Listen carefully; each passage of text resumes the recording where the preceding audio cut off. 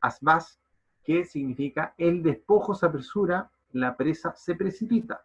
Y claramente en la antigüedad los nombres determinaban ciertos hitos históricos importantes o también el destino de estos personajes bíblicos. Y en este caso está haciendo un relato de la situación por la cual se está enfrentando la nación de Dios, ¿cierto? Primero, con el primer hijo, que significa un remanente volverá, Isaías quiere destacar la misericordia divina para el pequeño remanente que finalmente oye el llamado a Dios, porque algunos fueron pocos, pero escucharon este llamado de atención y se arrepintieron. Y por el otro lado, el juicio para los muchos que no quisieron arrepentirse, ¿ya? La tradición judía dice que Isaías muere cruelmente martirizado por Manasés, como ya bien dije, uno de los peores reyes de la historia de Judá, el reino del sur. No sé si alguien tiene alguna duda. Hicimos una pequeña introducción acerca de la persona de Isaías. ¿No? Seguimos entonces. El fondo histórico. Bajo el reinado de Usías, Judá alcanzó un gran auge, ¿cierto? En cuanto a lo económico, en cuanto a la seguridad, la relación con las naciones extranjeras. Solo se podría comparar este auge con el que vivió la nación en el periodo de Salomón. Lamentablemente, esta abundancia acarreó juntamente una avaricia. Había una opresión hacia los pobres, existía corrupción en los negocios y la política, ¿ya? El culto a Dios se volvió un simple formalismo. Caemos de nuevo en esta religiosidad vana que no agrada al Señor. Y en esta época el profeta Isaías se levantó durante los primeros capítulos del libro y él denuncia estas injusticias sociales, el maltrato hacia los pobres, ¿cierto? Y demandaba la espiritualidad en el culto. Él demandaba de parte de la nación de Dios un culto vivo, no solo por hacer, ¿cierto? Después de la muerte de Jotam, rey de Damasco, eh, las naciones de Israel, ¿cierto? Las 10 tribus restantes del norte, hicieron arrastrar a la nación de Judá, que en ese tiempo era gobernada por un joven Acaz, a una coalición contra los asirios. Los asirios en este periodo histórico son una nación emergente. Siempre Siria fue tuvo el monopolio del poder durante muchos años, pero en este siglo comienza a decaer la nación siria y se levanta este pueblo de Asiria, que no es lo mismo, ¿ya? Por lo tanto, los israelitas lo vieron como una amenaza. Entonces, acudieron hacia Judá y le dijeron, únete a nosotros para atacar al rey asirio. Y como no quisieron acceder a este llamado, los israelitas no tuvieron ningún problema en atacar a Judá, ¿ya? Acaz lo que quería hacer en ese momento era recurrir a los asirios, aliarse con ellos y atacar en conjunto a la nación de Israel. Imagínense lo que estamos viendo. Recordemos que tanto Israel como Judá eran en un comienzo el mismo pueblo y en estos momentos se están atacando, ¿ya? Isaías trató de contrarrestar la política humana, ¿ya? Porque a Dios no le agrada que el hombre confíe en esta alianza humana. Siempre el hombre tiene que tener puesta su confianza en Dios. Como señal de que Dios libraría a Judá de sus enemigos si volvían a él, Isaías en este contexto menciona el nacimiento de Emanuel, Dios con nosotros, pero Acaz no escucha esta promesa y esta visión que es tremenda, ¿cierto? Que está haciendo alusión al mismo Jesucristo. Más adelante lo vamos a ver en detalle, para allá vamos. Y Acaz finalmente hace una alianza con los asirios y se une, ¿cierto?, a su ejército. Los asirios devastaron Siria e Israel, ¿ya? No tuvieron ningún problema. Además sometieron al vasallaje, o sea, al reino de Judá, o sea, los obligaron a ir a las guerras con ellos y además debían pagarles tributo. ¿Mm?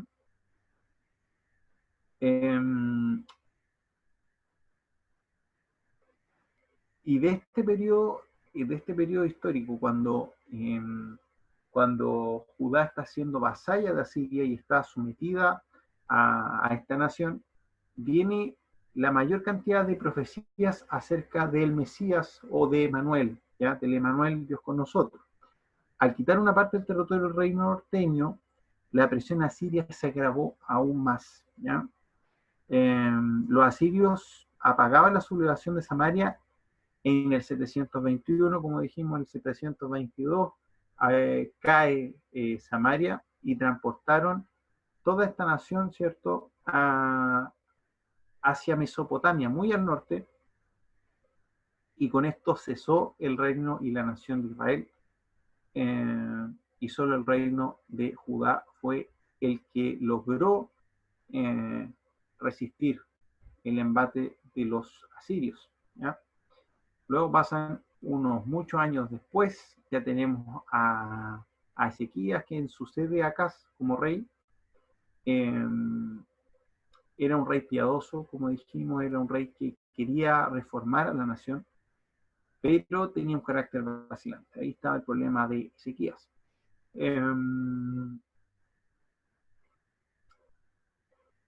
Ezequías también tuvo una debilidad, ya no se quiso aliar con los asirios, porque ya los tenían como enemigos, pero sí se tentó a buscar ayuda a Egipto, ¿ya?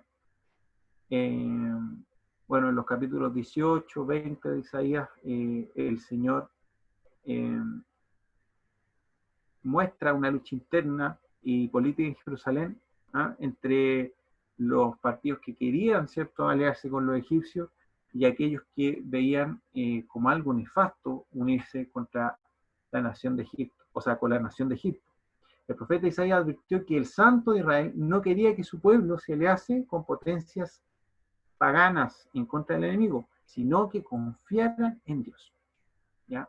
Cuando hay incredulidad en el corazón del creyente, dice la palabra de Dios que hacemos a Dios mentiroso, ¿sí? La política de buscar ayuda en Egipto parecía tan necesaria que hasta Ezequiel fluctuó, ¿cierto? Y no siguió el consejo del profeta. Así que se rebeló contra Asiria. El rey asirio Sennacherib asoló Palestina en este tiempo y destruyó 46 ciudades y llevó 200.000 cautivos hacia Asiria, ¿ya? Había rumores de que había movimientos militares por parte de los egipcios, ¿ya? Pero finalmente Sennacherib, el rey de Asiria, ataca a Israel. El profeta le anima a Ezequías a ya no buscar alianza humana, porque la alianza humana habían dado muy malos resultados, sino que a buscar al Señor. Y tenemos un cuadro maravilloso cuando un ángel del Señor mata a 185.000 soldados, ¿cierto?, de la tropa de los asirios afuera de los muros de Jerusalén, ¿ya? Así que el Señor guardó a la nación de Judá por un periodo y trajo tranquilidad nuevamente a todo el país. Eso más o menos el trasfondo histórico en el cual ocurren todas estas maravillosas profecías que vemos en el libro de Isaías. ¿Cuál es el mensaje? ¿Cuál es el mensaje y cuál es la acusación que hace Isaías contra la nación de Israel? Le dice: Israel se ha rebelado contra Jehová. Se ha conformado de realizar una adoración hipócrita y carente de todo sentido. Cuando la nación se olvida de Dios, viene como resultado la destrucción y la pobreza. ¿Y cómo nosotros podemos salir del juicio de Dios? Arrepintiéndonos de todo corazón. La segunda parte del libro de Isaías nos trata principalmente de la era mesiánica, que nos muestra una nueva sociedad y un mundo en general que va a obedecer al Señor y que va a vivir una vida en armonía. Pero antes de esto, antes que esto ocurra, las naciones y hasta el mismo Israel se van a levantar contra Jehová en una actitud de soberbia y queriendo rebelarse contra el Señor, ¿ya? Esto se relata en el capítulo 2 y hablamos de cuando Isaías hace alusión a el día terrible del Señor, ¿ya? Capítulo 2 de Isaías. No sé si alguien ha leído el llamamiento de Isaías, eso está en el capítulo 6. Probablemente el llamamiento fue anterior, ¿cierto?, a los primeros 5 capítulos del libro de Isaías. El llamamiento es posterior a la muerte de Usías. Pongámonos nosotros en el lugar de Isaías. Tenemos un rey piadoso, por fin la nación pareciese volver a encauzar. Tenemos un tiempo de prosperidad, un tiempo de paz, y de un momento a otro ese rey bueno muere. El corazón de Isaías estaba devastado. Además se presume que eran familiares, así que estaba mucho más era mucho más personal quizás la sensación de pérdida por la muerte del rey Usías. Pero en esta situación, el Señor lo hace mirar un poco más arriba y tener la mirada fija en el único que es capaz de salvar a su pueblo. Porque no hay un rey, no hay un personaje que tenga la capacidad, ¿cierto?, de entregar la salvación, sino el mismo Dios. Me gustaría leer algunos pasajes de este capítulo 6 porque el llamamiento de Isaías es tremendo. Dice: en el año que murió el rey Usías, vi yo al Señor sentado sobre un trono alto y sublime, y sus faldas llenaban el templo. Por encima de él había serafines, cada uno tenía 6 alas, con 2 cubrían sus rostros, con 2 cubrían sus pies, y con 2 volaban. Y el uno al otro daba voces diciendo: Santo, Santo, Santo. Algunos dicen que esto de 3 veces santo hace alusión a la Trinidad. También podemos hablar de una santidad plena. Nadie es más santo que Dios. Jehová de los ejércitos, toda la tierra está llena de su gloria. Imagínense. Y las quiciales de las puertas se estremecieron con la voz del que clamaba, y la casa se llenó de humo. Entonces, qué importante, hermano, antes de comenzar un ministerio, es poder tener un encuentro real y personal con Jesucristo. Yo escuché en algún momento el testimonio de una mujer que fue misionera aproximadamente 15 años, que fue a países muy lejanos, enseñando la palabra del Señor, predicó. Quizá a través de ella muchas personas llegaron al conocimiento de Jesucristo, pero cuando volvió a su casa, dice que estaba en una iglesia, recibió el mensaje de Dios, realmente dice, y yo por primera vez,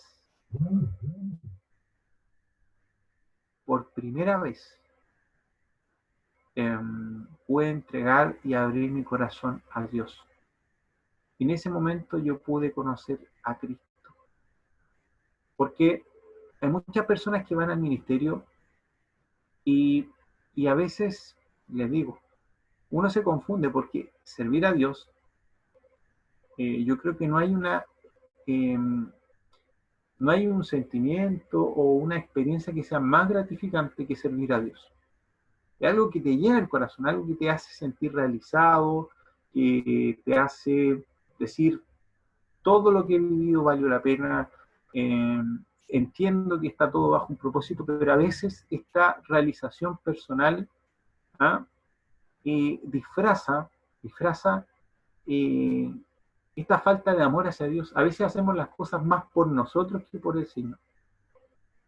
Sé, qué importante, no sé si usted puede pensar esto y decir, es importante tener un encuentro real con Cristo. Estábamos hablando que Isaías era de una casta sacerdotal, preparado desde la cuna, era también de la familia real, ¿cierto?, del rey Usías. Por lo que podemos ver, tenía un lenguaje muy grande, ¿cierto? Tenía un manejo del lenguaje muy amplio del hebreo clásico. Era una persona culta, era una persona capaz, y uno diría, pero él está cumpliendo todas las características como para tener un ministerio exitoso, porque está muy preparado. Pero si nosotros hacemos una comparación, ¿cierto? Si nos vamos, por ejemplo, a la vida del apóstol Pablo, que el apóstol Pablo decía, no hay nadie más judío que yo, que consideraba el octavo día, ¿cierto?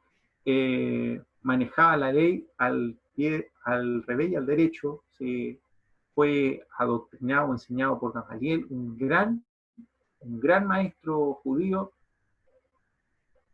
fariseo entre fariseos, que no se Marco, jactaba de guardar la ley, ¿sí? estaba pensando del llamado de Isaías, ese llamado donde él se encuentra en la santidad de Dios. Al ver ese Dios santo reflejado con él pudo ver su pecaminosidad. Entonces dice, ay de mí que soy hombre de labios inmundos y he visto a Dios. Y viene un serafín y dice que es limpio su pecado. Y después de que es limpio su pecado, viene la voz que dice, ¿a quién enviaré y quién irá en nombre de mí?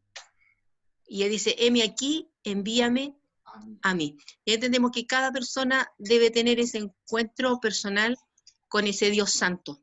Sí. Así como en el Antiguo Testamento, los sacerdotes, ¿cierto?, antes de ir a ministrar al lugar santo, que ahí es donde ministraban, ellos tenían que lavarse en el lavacro, y si no se lavaban, morían.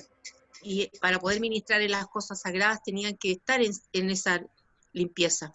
Y nosotros somos real sacerdocio, nación santa, es lo mismo, vivir en una vida íntegra delante de los ojos de Dios para poder servir al Señor. Entonces, es tremendo eso, y creo que cada persona necesita encontrarse con ese Dios santo. La palabra nos habla de un Dios que no le complace el pecado, y que el pecado nos aparta de Dios. Menos podemos servir a Dios en esa condición. O sea, hay que tener una condición, y es lo que habla aquí el profeta Isaías. Y qué profeta, porque el llamado fue potente, y todo el ministerio que él desarrolla, que se va a explicar en esta clase, es un ministerio impactante. Es el profeta evangelista, es el evangelista del Antiguo Testamento, porque el más que habla del Mesías, podemos ver como el evangelio en esta profecía de Isaías. Eso quería decir. Y qué increíble como el llamamiento de parte de Dios condiciona todo tu ministerio. ¿Ah? Yo creo que una evidencia de que una persona ha sido llamada por Dios o que conoce realmente a Dios y que está haciendo esto con un espíritu de exaltarse, dice la palabra, que todo lo que hacemos tiene que ser para exaltar, que todo sea para la gloria de Dios, es la humildad, es darse cuenta quién soy yo y quién es aquel que me está llamando. ¿Cuáles son mis capacidades, que son muy limitadas, y cuál es la potencia y el poder de aquel que me está capacitando? Darme cuenta que yo solo soy un instrumento en las manos de Dios. Yo cuando chico simplificaba la historia del llamamiento de Isaías y decía, quizás Isaías era muy grosero, era una persona que hablaba mal, eh, pero siendo una casta sacerdotal, siendo una familia consagrada a Dios, difícilmente haya sido una persona grosera o difícilmente haya dicho una mala palabra en su vida. Los judíos eran muy temerosos de Dios, pero al ver la santidad de Dios, toda esa vida piadosa, toda esa apariencia, ¿cierto?, santa, quedó al desnudo y él se encontró inmundo. Se encontró incapaz de poder hablar la palabra de Dios con esa boca. Por eso él dijo, ay de mí que soy de labios inmundos. Inmediatamente el Señor lo capacita, envía un ángel y le quema, ¿cierto?, los labios. Es un simbolismo de la santificación o la santidad ejercida de parte del Señor en la vida de Isaías. Inmediatamente dice, después oí la voz del Señor que decía, ¿a quién enviaré y quién irá por nosotros? Entonces respondí yo, heme aquí, envíame a mí. De repente hay personas que están siendo preparadas, que han tenido ese llamado de parte del Señor, y en el momento de dar este paso de fe, ¿cierto?, a tirarse un poquito al vacío y confiar en las manos de Dios, dejarle todo el control, titubea. El Señor me está llamando, pero déjame primero ordenar mi casa, déjame primero tener bien mis finanzas, déjame primero terminar quizás mi carrera, déjame primero hacer esto otro, y después llámame. La verdad es que cuando nosotros entendemos que el llamado de Dios es en su propósito y bajo sus condiciones, porque Él es un Dios soberano, no nos queda más que entregarnos. Y por eso Isaías no dudó. Ya cuando el Señor le dijo, ¿quién irá? Heme aquí, envíame a mí. ¿Cuántos de nosotros estamos dispuestos hoy a decirle al Señor, heme aquí, envíame a mí? Y vamos y dejemos de orar quizás solo porque el Señor envió obreros a la mies, sino que estemos orando hoy para que el Señor me prepare si es que no estoy preparado, o que me dé las armas y el valor para tomar una decisión y decirle al Señor, hoy envíame a mí, ante esta necesidad que estamos viendo todos los días. Seguimos, no sé si alguien más quería decir algo. ¿No? Marco, en el Nuevo Testamento habla de esto en la carta a los romanos. Dice que nosotros en nuestra vida antigua éramos esclavos del diablo y ese era el que nos ceñía y nos manejaba. ¿Sí? Pero que ahora en Cristo estamos en un nuevo servicio. De esclavos del diablo pasamos a ser esclavos de Jesucristo, pero por amor, y estamos, bueno, Dios preparó de antemano toda la tarea que teníamos que hacer en esta tierra, pero ahora tenemos otro Señor y a ese servimos. Y en el momento de la conversión viene esa limpieza, así como Isaías fue limpio de pecado para poder servir a Dios, nosotros en la conversión a través del arrepentimiento y la fe en Jesucristo, fuimos limpios de nuestro pecado y ya no somos esclavos del diablo, sino que somos esclavos de Jesucristo. Como en esclavo Dios nos compró y tenemos un Señor que nosotros no podemos cuestionar lo que Él nos puede ordenar hacer en cualquier momento, solamente tenemos que estar sometidos a ese Señor, siendo hoy día esclavo de Jesucristo, pero por amor. Muy bien. Quiero que lean un pasaje, estamos en Isaías capítulo 1, del versículo 2 al 4. Isaías capítulo 1, del versículo 2 al 4. Mientras lo buscan, quiero preguntarle a ustedes, ¿cuál es la limitante?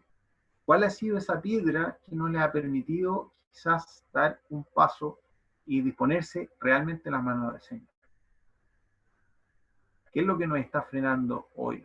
Y la segunda pregunta que le voy a hacer es, ¿valdrá la pena? ¿Valdrá la pena no obedecer hoy al llamado de Dios? Quería dejarle esas dos preguntas para su fuero interno. Ya. Dice así, oíd cielos y escucha tu tierra, porque habla Jehová. Crié hijos y los engrandecí, y ellos se rebelaron contra mí. El buey conoce a su dueño, y el asno el pesebre de su señor. Israel no entiende, mi pueblo no tiene conocimiento. Oh gente pecadora, pueblo cargado de maldad, generación de malignos, hijos depravados, dejaron a Jehová, provocaron a ira al Santo de Israel y se volvieron atrás. Fuerte el mensaje de parte del Señor, ¿cierto? En estos pasajes. Pregunta para ustedes, el que quiera me responda, ¿cuál es el pecado que cometió Israel?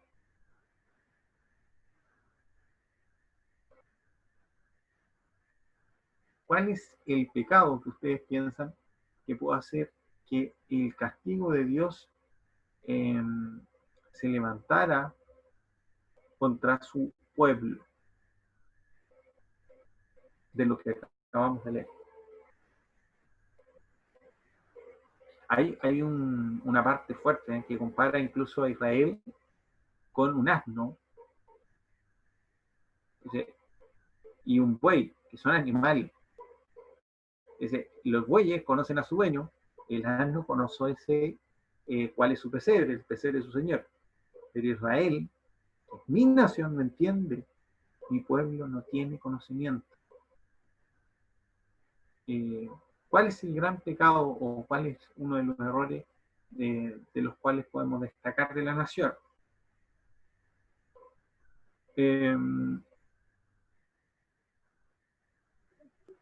Marco, ¿te ¿Sí? escuchas? No sé si será eso, pero la falta de conocimiento o el... ¿Ya? Eso. Sí, muy bien, muy bien. Miren, conocer es muy distinto a saber quién es. ¿Ya? Por ejemplo, yo sé que mi vecino se llama Juanito Pérez, lo saludo todos los días en la mañana y quizás en la noche a veces lo veo y me despido de él. Eso es una cosa. Pero eso no quiere decir que yo a esa persona la conozca. Israel no profundizó en su relación y comunión con Dios. Se conformaron con hacer cultos religiosos, pero no entendieron a quién ellos estaban adorando. ¿Ya? Una pregunta personal también de los que están escuchando el estudio hoy? ¿Cuántos son padres o madres?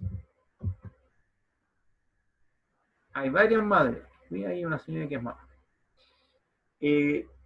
Cuando llega el día del padre o cuando llega el día de la madre, ¿le han regalado algo a ustedes a su hijo?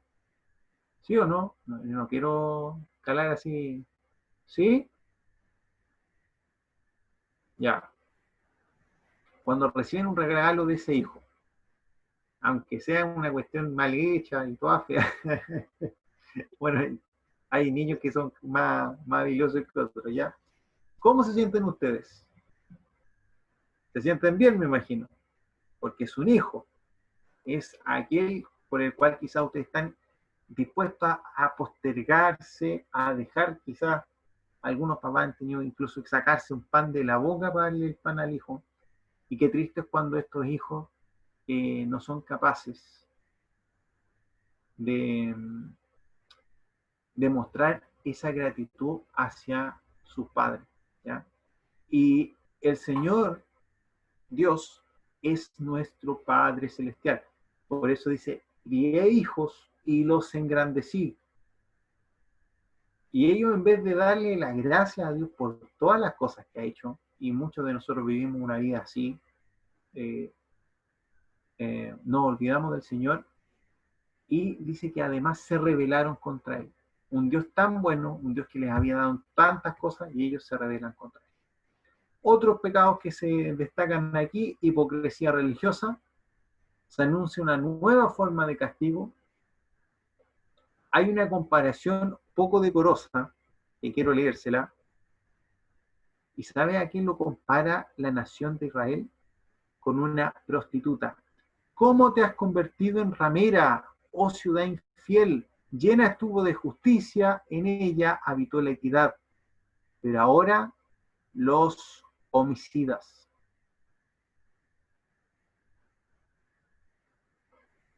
La idolatría generalmente cuando la nación de Israel optaba por adorar a otros dioses o a otros ídolos, el Señor eso lo veía como un adulterio espiritual y muchas veces fueron comparados con prostitutas. ¿Ya? Pero a pesar de todo el juicio, incluso en el capítulo 1, que es bien fuerte el juicio contra la nación, siempre hay una esperanza. Siempre hay una esperanza para el arrepentido. Dice el 26, restauraré tus jueces como al principio y tus consejeros como eran antes. Entonces, esta ramera, ¿cierto? Esta ciudad injusta, te llamarán ciudad de justicia, ciudad fiel. Sión será rescatada con juicio y los convertidos de ellos con justicia. Porque detrás del castigo, detrás de la reprensión de Dios, Dios no te quiere destruir. Y eso quiero que usted lo deje claro. La reprensión de Dios o la justicia de Dios sobre el creyente es ejercida con amor. Es un llamado de atención para que aquellas personas que se han olvidado de Él retomen, ¿cierto?, sus malos caminos. ¿Seguimos? Marco, ¿Sí? discúlpame, ahí Deuteronomio habla de una amonestación y le advierte al pueblo de que cuando ellos entraran a la tierra prometida y tuvieran casa y fueran muy bendecidos en ese sentido, dice, hay una amonestación de no olvidarse de Dios y de acordarse de dónde los sacó Jehová, que venían de casa de esclavitud. Creo que ese también es mensaje, también es para nosotros, de no olvidarnos de dónde nos sacó de Dios, también de esclavitud, y nos trajo a esta vida abundante, que es mucho más que cosas materiales, sino a la paz de Dios, al gozo de Dios y a la esperanza futura. También es una advertencia para nosotros de recordar también de que también estuvimos esclavos y que Dios nos libertó. Y nunca olvidar eso, porque este pueblo se le advirtió en Deuteronomio, porque Dios conoce la naturaleza humana, la ingratitud, o sea, debemos ser siempre agradecidos de Dios. En el libro romano habla de eso, conocieron a Dios y no le dieron gracia, su corazón fue entenebrecido, dejaron su necio corazón fue entenebrecido, creyéndose sabios se hicieron necios, y dice, en vez de adorarme a mí, adoraron los cuadrúpedos, idolatría, después cae en la inmoralidad, o sea, la ingratitud es un pecado grave, a eso quiero llegar, Exacto. que lo vemos tan así, tan suave, es la ingratitud, reconocer que Él es Dios y que Él nos hizo y que somos criaturas hechas de su mano. Siempre honrarle en todo y agradecerle todo lo que Él ha hecho por nosotros. Ahí. Así es, así es. Muchas veces hay pecados, por ejemplo, los de connotación sexual, qué sé yo, dice robar, matar, es un pecado grave. La ingratitud, hermano, es un pecado gravísimo porque aparta tu corazón de Dios, porque no te permite ejercer una oración digna, porque tu relación y tu comunión con Dios se torna vana.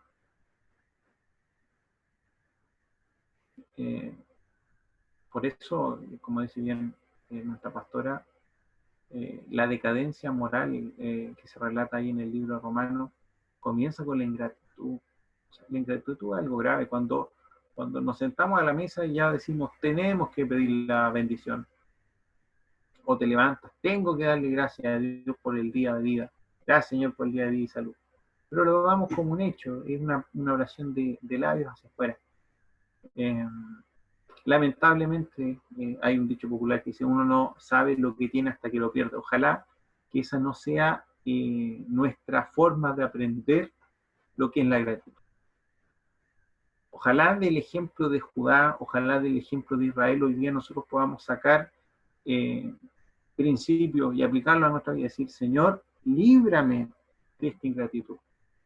Señor, líbrame de la religiosidad.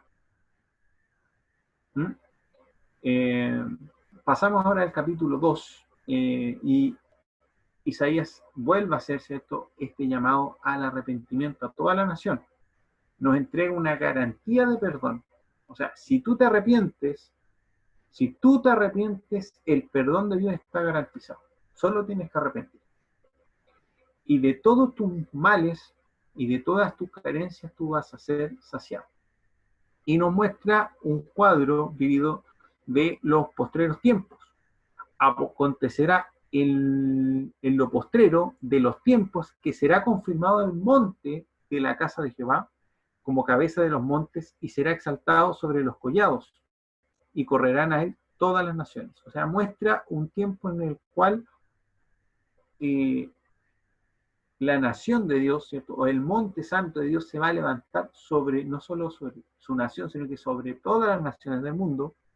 Y vendrán muchos pueblos y dirán, venid y subamos al monte de Jehová, a la casa del Dios de Jacob, y nos enseñará sus caminos y caminaremos por sus sendas. Va a haber hambre y sed de justicia de Dios, ¿cierto? Porque de Sión saldrá la ley y de Jerusalén la palabra de Jehová. Y juzgará entre las naciones y reprenderá a muchos pueblos y volverán sus espadas en rejas de arado y sus lanzas en hoces. No alzará espada nación contra nación, ni se adiestrará más para la guerra. Aquí estamos viendo un poquito esto que llamábamos la doble perspectiva profética, que quizás los contemporáneos de Isaías pensaron que esto iba a ser un periodo de paz durante algunos de los reinados de los reyes de Judá, pero estamos hablando de un tiempo mucho más futuro, ¿cierto? Una visión más cercana a estos tiempos donde hay una promesa de un reino de paz, un reino de justicia.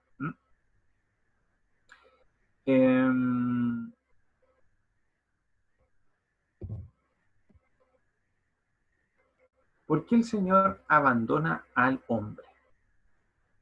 ¿Por qué el Señor acaso es mentiroso y deja de cumplir sus promesas con su nación? ¿Por qué sucede esto? El abandono de Dios con el hombre. Versículo 6 dice, ciertamente tú has dejado tu pueblo, la casa de Jacob. Aquí viene el porqué, porque están llenos de costumbres traídas del oriente y de agoreros, como los filisteos, y pactan con los hijos de extranjeros. Empezaron a introducir el culto de dioses paganos dentro de la nación. Su tierra está llena de plata y oro, sus tesoros no tienen fin. También está su tierra llena de caballos y sus carros son innumerables. Además, su tierra está llena de ídolos y se han arrodillado ante la obra de sus manos y ante lo que fabricaron sus dedos y se han inclinado al hombre y el varón se ha humillado, por tanto, no los perdones. Qué increíble cómo la palabra de Dios nos orienta y nos muestra que nuestra vida jamás debe ser modelada por lo que el mundo nos dicte, por lo que nuestro entorno nos dicta. Nosotros estamos sometidos a una presión constante, a una presión que es gigantesca de un mundo que quiere volverse, que quiere volver conforme a el mundo. Pero la palabra de Dios nos dice en el libro de Romanos que no debemos conformarnos a esta presión, a estas corrientes del mundo. Dice, debemos renovar nuestro entendimiento con la palabra de Dios para que comprobéis cuál es la voluntad de Dios, la cual es buena, es agradable y es perfecta.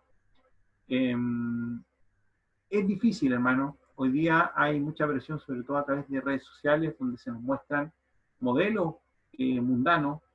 Vemos que hay personas que se muestran como muy felices, muy realizados, y hay muchos chicos, adultos, todos que incluso añoran eso, quieren vivir una vida como la de ellos. Pero esos caminos, muchos caminos son de muerte. Y debemos, por eso, tener mucha palabra de Dios en nuestro corazón, porque la palabra de Dios es lámpara a nuestros pies y nos evita, ¿cierto?, muchos tropezaderos. Por lo tanto, qué bueno escuchar el consejo de Dios un día como hoy. Y aquí habla de este día de Jehová, el día del juicio para todos aquellos que le han desechado. Métete en la peña, escóndete en el polvo de la presencia temible de Jehová y del resplandor de su majestad. Porque el día de Jehová de los ejércitos vendrá sobre todo soberbio y altivo, sobre todo enaltecido y será abatido, sobre todos los montes altos y sobre todos los collados elevados, sobre toda torre alta y sobre todo muro fuerte. Y mira lo que hará el Señor, y quitará totalmente los ídolos, y se meterán en las cavernas de las piedras, y en las aberturas de la tierra, por la presencia temible de Jehová y por el resplandor de su majestad, cuando Él se levante para castigar la tierra. Aquel día arrojará el hombre a los topos y murciélagos sus ídolos de plata y sus ídolos de oro, que le hicieron para que adorase. Así que, hermanos, no nos dejemos encandilar o no añoremos esa vida, porque de verdad el fin de todos estos caminos son de muerte. Porque ¿de qué le sirve al hombre ser apreciado por la sociedad si su corazón va a estar lejos de Dios? Y algún día ese camino va a ser pesado, ¿cierto? Y va a tener una retribución por esa vida alejada de Él. Ahora uno dice, el día de Jehová es terrible, porque dice, escóndete en tu peña, escóndete de esta ira. Pero este mensaje no es para aquel que ha abrazado, ¿cierto?, la comunión, una fe real y genuina en Dios, sino es para aquellos que le han desechado. Para ellos el día de Jehová va a ser terrible. Pero aquellos que pasen por este fuego de prueba son llamados santos. Hay una esperanza. Luego de este juicio a todas las naciones va a haber un remanente que va a salir de aquello y va a tener una gran recompensa. Me gusta mucho el capítulo 7 porque se le muestra un oráculo, es como una visión, ¿cierto?, futura de lo que va a pasar, ¿cierto? ¿Se acuerdan que acá estaba en una disyuntiva? No sabía si confiar en Dios o tomar una alianza con los egipcios o para enfrentar a estos a esta amenaza que estaban enfrentando. Él no sabía qué hacer. Isaías no quería, ¿cierto?, una alianza humana, sino que quería que este rey pudiera confiar en el Señor. Y dentro de este contexto dice, ve las consecuencias del que no confía en Dios, que le dice rotundamente, la cabeza va a ser cortada. Si tú no confías en Dios, tú vas a perecer. No va a haber salvación para aquel que no confía en él, ¿ya? Y aquí se anuncia algo tremendo, al Emmanuel, una luz de esperanza en medio de esta dificultad. Dice, dijo entonces Isaías, oíd ahora, casa de David, ¿os es poco el ser molesto a los hombres, sino también lo sabéis a mi Dios? Por tanto, el Señor mismo os dará señal. Y esto está hablando de Jesucristo. Miren, he aquí que la Virgen está anunciando un nacimiento virginal, concebirá y dará a luz un hijo, y llamará su nombre Emmanuel, que quiere decir Dios con nosotros.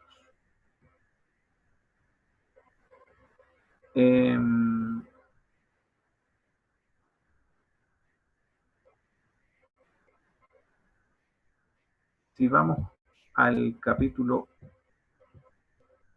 11, también se nos menciona este Mesías, este Emmanuel que vendría a traer esperanza y liberación para la nación de Judá. Dice, saldrá una vara del tronco de Isaí y un vástago retoñará de sus raíces, ya un brote nuevo, y reposará sobre él el espíritu de Jehová, espíritu de sabiduría y de inteligencia, espíritu de consejo y de poder, espíritu de conocimiento y de temor de Jehová. Y le hará entender diligente en el temor de Jehová. No juzgará según la vista de sus ojos, ni arguirá por lo que oigan sus oídos, sino que juzgará con justicia a los pobres y arguirá con equidad por los mansos de la tierra, y herirá la tierra como la vara de su boca, y con el espíritu de sus labios matará al impío, y será la justicia cinto de sus lomos, y la fidelidad ceñidor de su cintura. Y nos habla de este reinado mesiánico, este milenio donde Jesucristo podrá establecer un reino aquí en la tierra de paz y de justicia. Morará el lobo con el cordero y el leopardo con el cabrito. Se acostará el becerro y el león, y la bestia doméstica andarán juntos. Y un niño los pastoreará. La vaca y la osa pacerán, sus crías se echarán juntas, y el león como el buey comerá paja. Y el niño de pecho jugará sobre la cueva del aspid, y el recién destetado tenderá su mano sobre la caverna de la víbora. No harán mal ni dañarán en todo mi santo monte, porque la tierra, qué maravilloso este pasaje, porque la tierra será llena del conocimiento de Jehová, como las aguas cubren la mar. Acontecerá en aquel día que la raíz de Isaías, la cual estará puesta por pendón a los pueblos, él será el gobernador supremo, será buscada por las gentes, y su habitación será gloriosa.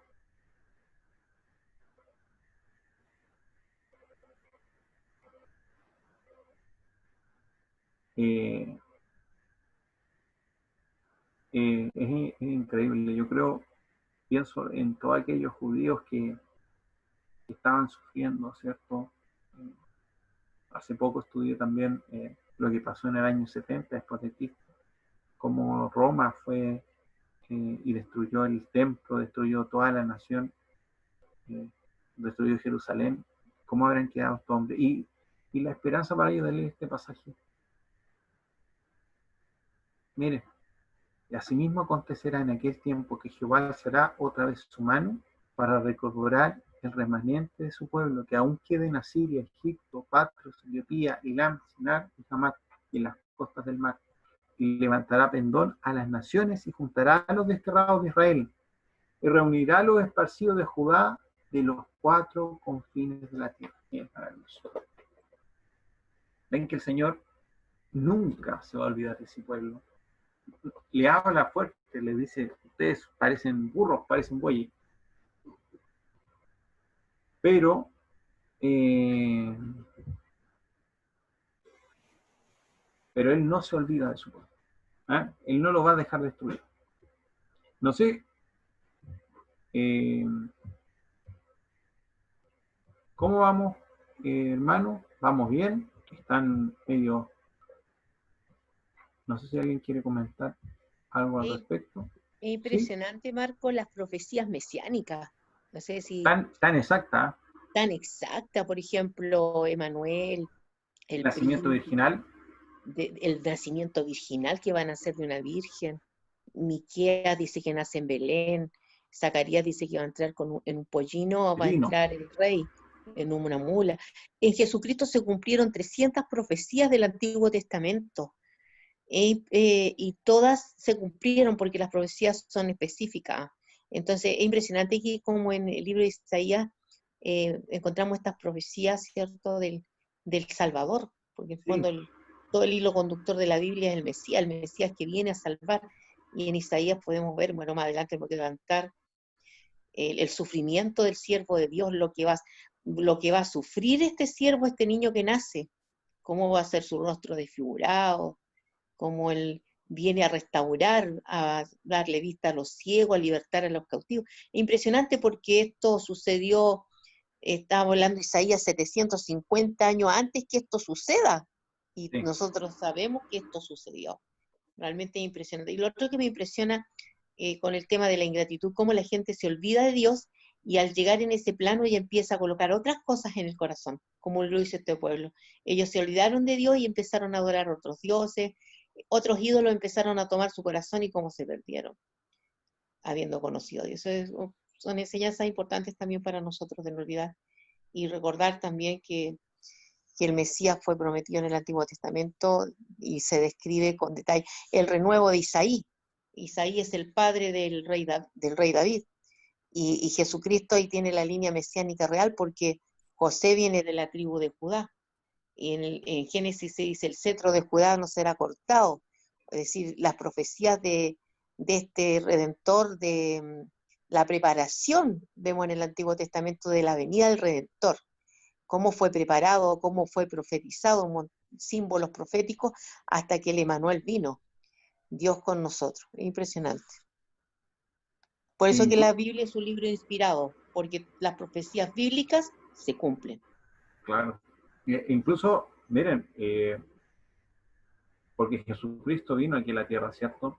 Y Isaías es capaz, bueno, del Espíritu Santo a través de Isaías, que le da esta visión, y es capaz de avanzar muchos años más, y estamos hablando ya del milenio, estamos hablando de un tiempo que nosotros pensamos que es luego, ¿cierto?, del arrebatamiento de la iglesia, luego del periodo de la tribulación, luego de eso, ¿cierto?, la palabra de Dios dice que Satanás va a ser atado durante 1000 años y la nueva Jerusalén, que es la santa ciudad, descenderá del cielo, se posará acá en la tierra y Jesucristo establecerá este reino milenial donde no habrá violencia, donde dice incluso que el león va a ser herbívoro, no va a matar para vivir. Incluso hasta en esas relaciones, ¿cierto?, la naturaleza va a vivir la redención de parte de el Mesías.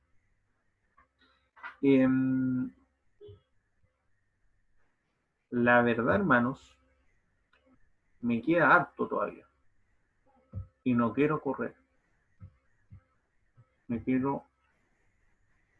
No corra.